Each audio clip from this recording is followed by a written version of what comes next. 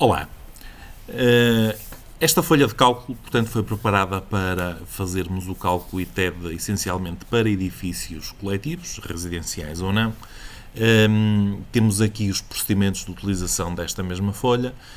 Aqui em cima do lado direito conseguem verificar aqui a versão desta folha. Esta é ainda uma versão beta, portanto é possível que aquela que vocês venham a utilizar tenham versões seguintes a esta que eu estou a exemplificar. Para começamos aqui na rede CATB, em cima neste botão, e temos aqui, portanto, os equipamentos que podemos utilizar por defeito. Antes disso, só devemos e podemos, portanto, inserir ou alterar informação, portanto, nas células que têm esta cor creme. Okay?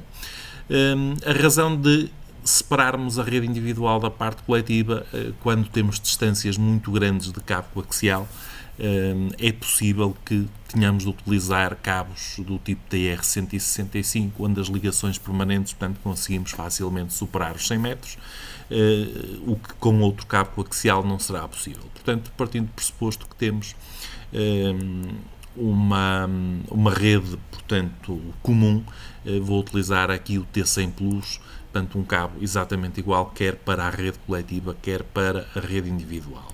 A tomada, podemos escolher uma tomada dupla ou uma tomada do global, portanto, a mais utilizada é a tomada dupla, é aquilo que mantemos. Temos aqui os ATIs de 4 a 16 saídas do ponto de vista de base de dados e depois aqui, nestas células a creme, portanto, introduzimos aquilo que é a informação da nossa instalação, da nossa obra. Aqui é importante termos uma noção que começamos sempre pelos pisos superiores, portanto, eu coloco aqui um 3, portanto, relativamente a um possível terceiro piso, aqui o nome do fogo ou da fração, um T, a distância do ATE ao ATI, 23 metros, por exemplo, e aqui colocamos, portanto, o número de tomadas que temos. Vou colocar aqui 5 tomadas, portanto, por defeito, aqui a folha de cálculo escolhe-me logo um ATI de 6 e depois aqui colocamos as distâncias de cabo. Okay? 8 metros, que poderá ser a nossa ZAP, 9, 12, 14 e 15, e está feito. As duas primeiras são a ZAP, eu pus 5 tomadas, portanto, esta de 15 metros não é daqui, e podemos, portanto, colocar aqui um terceiro piso novamente, uma fração R a 21 metros. Aqui, do ponto de vista de tomadas, 4 tomadas, por exemplo, para ser uma situação diferente, temos um AT de 4 e colocamos aqui, portanto, as distâncias das nossas 4 tomadas. É importante assinalarmos e identificarmos aqui a ZAP, segundo piso, mais uma fração, não estou aqui muito preocupado, portanto, com a identificação dos fogos, das frações. Vou colocar aqui 6 tomadas e 12, 14, 15, 17 e falta-me uma que poderá ser 19 metros. Portanto, como podem observar, já temos aqui a identificação daquilo que são as tomadas mais e menos F da fração e temporariamente, portanto, a mais F e a menos F do edifício. Já temos aqui uma fração R, a fração W, por exemplo, com 16 metros, 3 tomadas apenas, aqui, portanto, 23 metros, 23 e 7 metros. Umas distâncias um pouco estranhas. Ok. Primeiro piso, uma fração U, 8 metros e temos, portanto, aqui 6 tomadas. Ora, 11,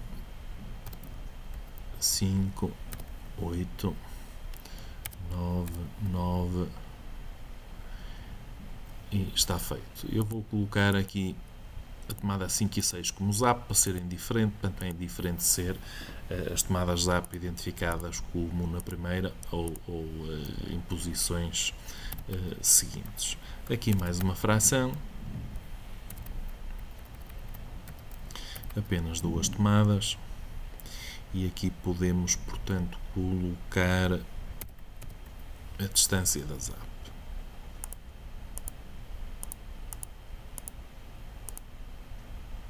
Ok? Portanto, esta parte está feita. Aqui algumas coisas que podem ser interessantes.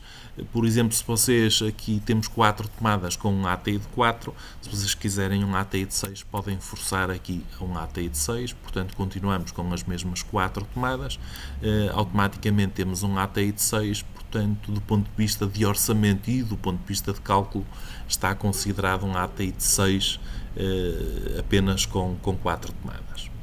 Portanto, isto feito, vamos para a rede de SMA-TB. Aqui no SMA-TB temos de definir, portanto, se queremos uma solução em cascata, portanto, com os derivadores pela coluna montante abaixo, ou uma solução em estrela. Okay? Na solução em estrela, portanto, temos apenas distâncias de cabo entre o ATE e o ATI. Okay?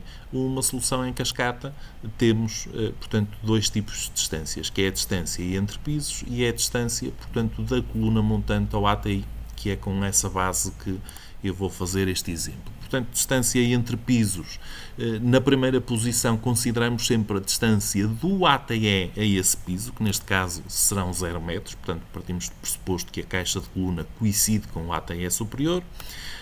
Do terceiro para o segundo piso 4 metros, do segundo para o primeiro mais 4, e é o que temos.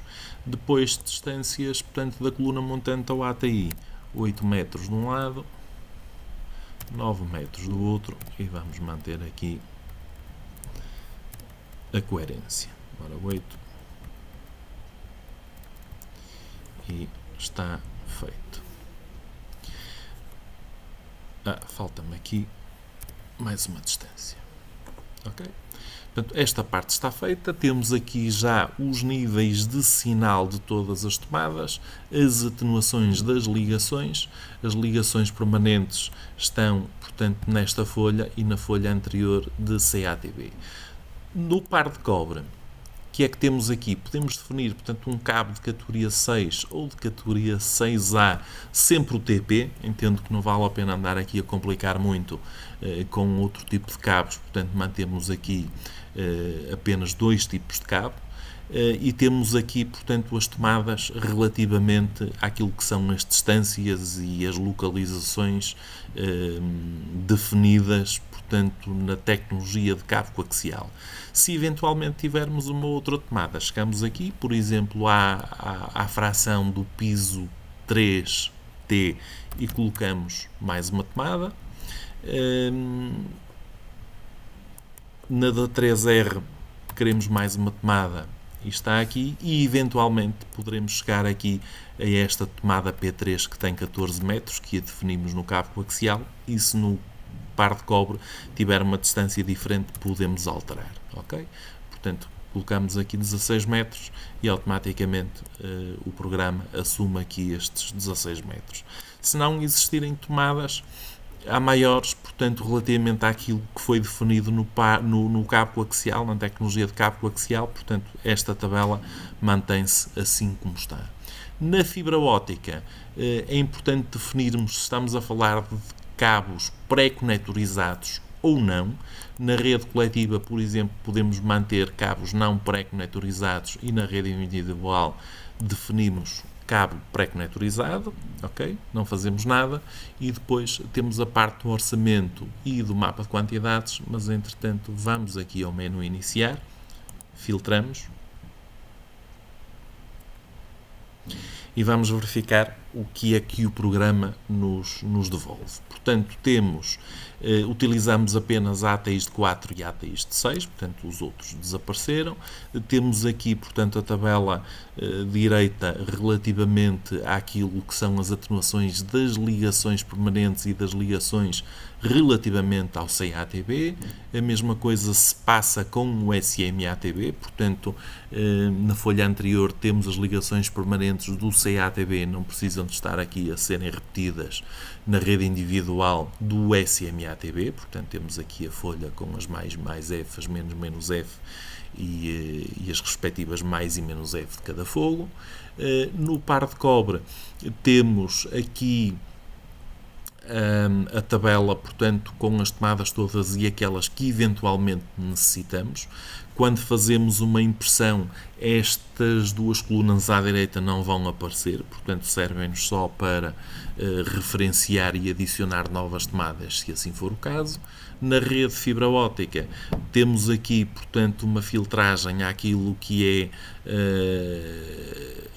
as atenuações, portanto, das ligações da parte coletiva e da parte individual da fibra óptica, e depois temos aqui, portanto, o orçamento relativamente à parte do SMA-TB, do cabo coaxial, da rede de fibra óptica, do par de cobre, os ATIs, portanto, em que os identifica aqui os ATIs do fabricante, que é a Quitérios, o equipamento relativo ao ATE, rede de tubagem, com as respectivas caixas para os ATEs, os condutores de terra, portanto, e o valor respectivo. No mapa de quantidades temos exatamente os mesmos equipamentos, portanto, sem o referencial de preços, e temos aqui, ao final, a rede de tubagem, portanto, apenas de um ponto de vista de auxílio, se tivermos uma noção, tivermos, por exemplo, 8 cabos coaxiais a passar de uma coluna, sabemos que é um tubo de 40. Se tivermos 8 pares de cobre, é um mesmo tubo de 40, mas se estivermos a falar numa rede individual onde teremos 3 coaxiais e 3 pares de cobre, portanto, já precisamos de uma tubagem 32. Portanto, é apenas de um ponto de vista informativo. Estas tabelas, portanto, são devidamente filtradas. Aqui em baixo temos aquilo que é o princípio de rede, portanto, daquilo que são os pisos e aquilo que são os derivadores da coluna montante em questão. Se escolhêssemos eventualmente aqui uma solução em estrela, teremos aqui, portanto, o repartidor que fica no ATE, portanto, um repartidor de 8 saídas para fazermos estas frações. No menu iniciar, e se eventualmente tivermos de adicionar mais uma ou outra tomada ou algo que nos esquecemos, portanto, há pouco fizemos filtrar, neste ponto fazemos alterar, e o alterar permite-nos aceder a qualquer uma destas tabelas, portanto, editá-las, adicionar seja o que for. Portanto, por exemplo, estes 14 metros vou retirá-los, portanto vai desaparecer aqui esta nova tomada que eu acrescentei, e chego aqui à parte do iniciar e volto a fazer filtrar, portanto, e tenho novamente todas estas tabelas que poderão, portanto, adicionar ao vosso projeto. Era isto, muito obrigado. Caso tenham alguns contributos, também agradeço que nos enviem para melhorar esta solução, e qualquer coisa, portanto, através das redes sociais, através de e-mail, telefone, disponham. Muito obrigado.